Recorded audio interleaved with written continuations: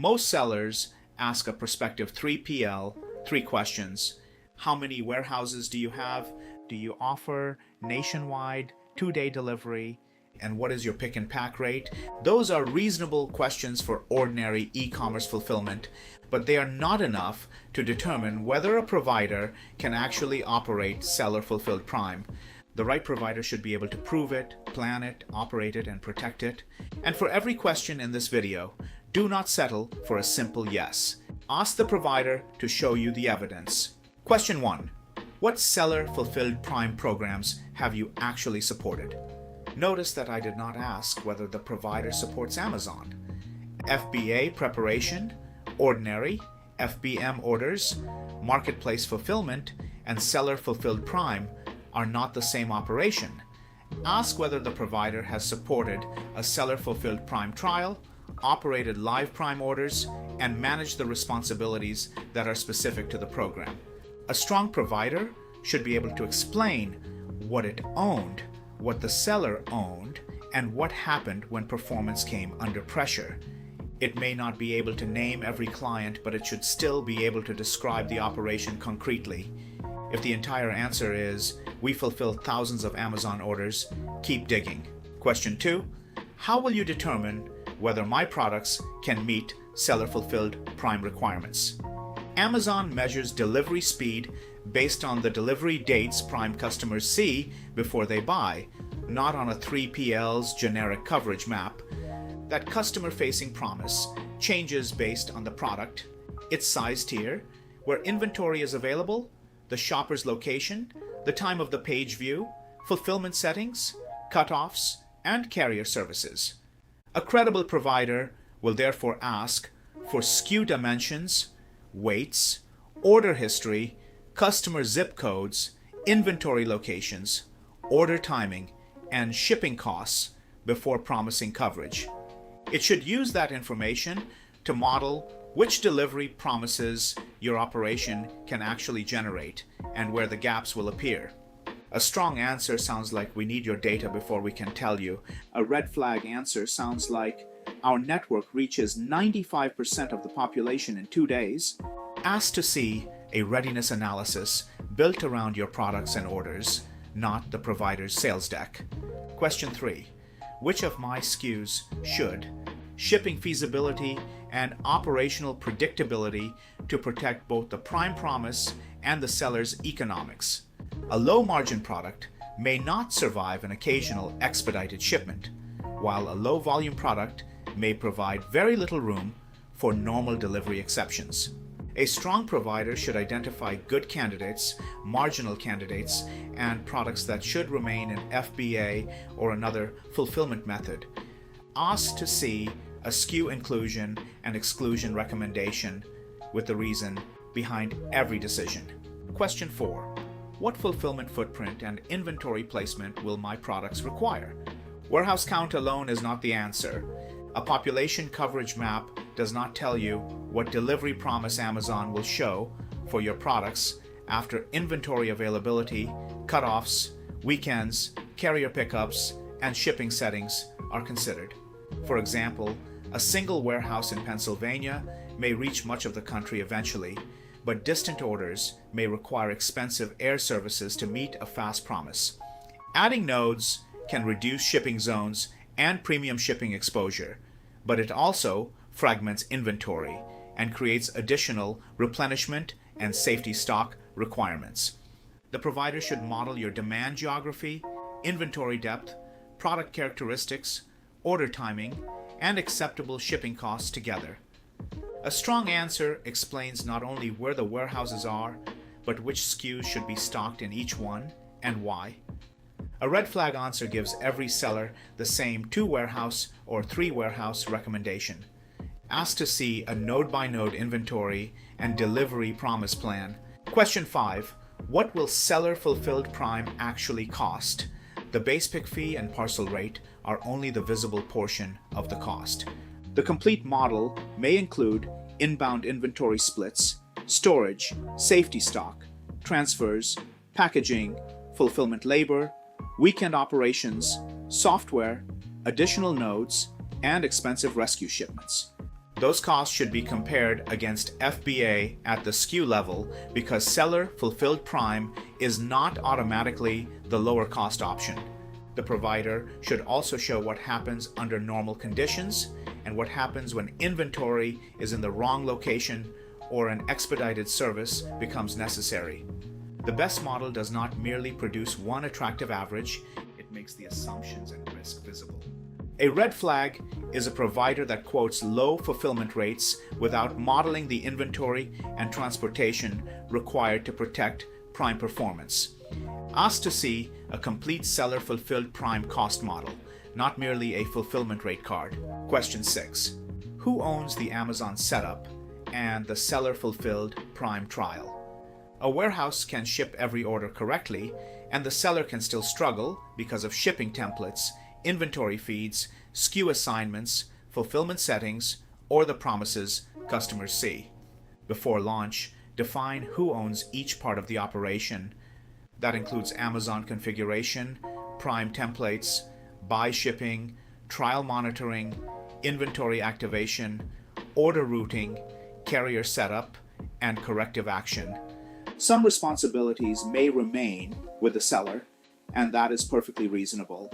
The important thing is that every responsibility has a named owner before the trial begins.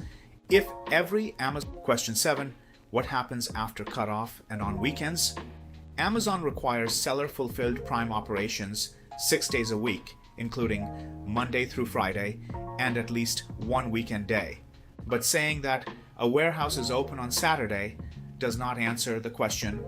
The order must be received, released, picked, packed, labeled, handed to the carrier, and scanned according to the applicable promise. If the warehouse finishes the package on Saturday, but the carrier does not collect it until Monday, the box has simply spent the weekend waiting on a dock. Ask for the real order cutoff, staffing schedule, carrier pickup time, and first scan expectation for every seller fulfilled prime capable location. A strong answer follows the order, all the way from checkout to carrier possession. A red flag answer stops at, yes, we operate Saturdays. Ask to see the warehouse calendar and the actual carrier pickup schedule. Question 8. What happens when the assigned warehouse cannot fulfill the order? Normal routing is easy when inventory is accurate, the warehouse has capacity, and every carrier is operating normally.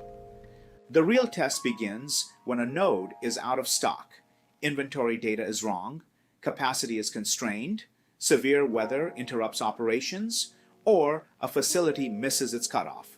The provider should be able to determine whether another eligible node has inventory, can still process the order, and has a carrier service capable of protecting the promise.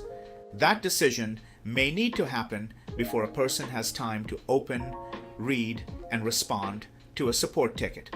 A strong provider should explain whether rerouting is automatic, which conditions trigger it, and who intervenes when automation cannot resolve the problem.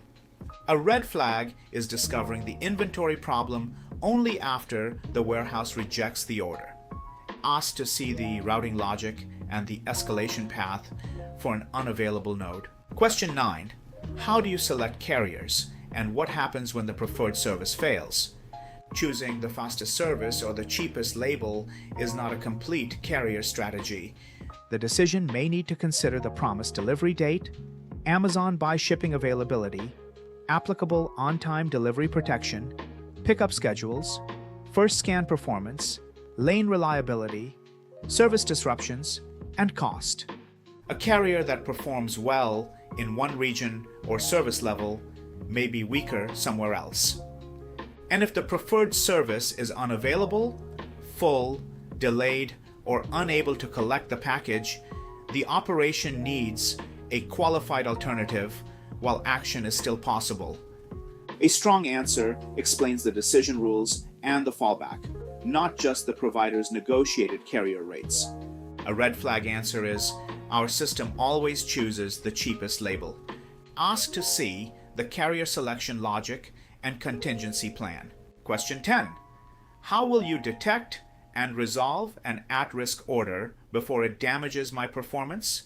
This is the difference between reporting and operational control. A dashboard that shows yesterday's late shipment may be useful, but it cannot recover yesterday's order. The operation should monitor the milestones that occur before delivery.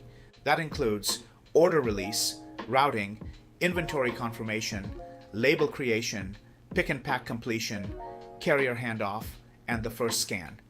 If one of those events does not happen when expected, someone or some system needs to recognize the risk while another action is still available. Ask who receives the alert, how quickly they must respond, what alternatives they can authorize, and when the seller is notified. A strong provider should be able to describe a specific exception, the signal that detected it, and the action that protected the order. A red flag is learning about a pattern of failures for the first time in a weekly performance report. Ask to see the alerting rules, response expectations, escalation owners, and performance reporting. After all 10 questions, 3 tests matter more than anything else. First, can the provider model seller-fulfilled prime using your actual products and order data? Second, does every Amazon warehouse, inventory, and carrier responsibility have a clear owner?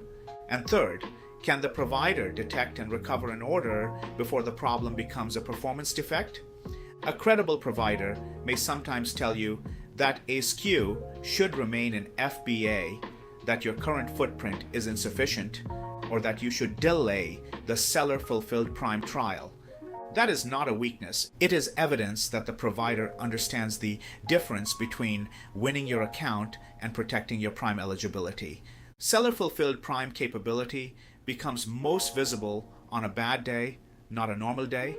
If a provider's explanation begins and ends with a 2-day coverage map, you have probably been shown a sales slide, not a seller-fulfilled prime operating plan. I'm Manish Chowdhury, founder and CEO of Kahoot!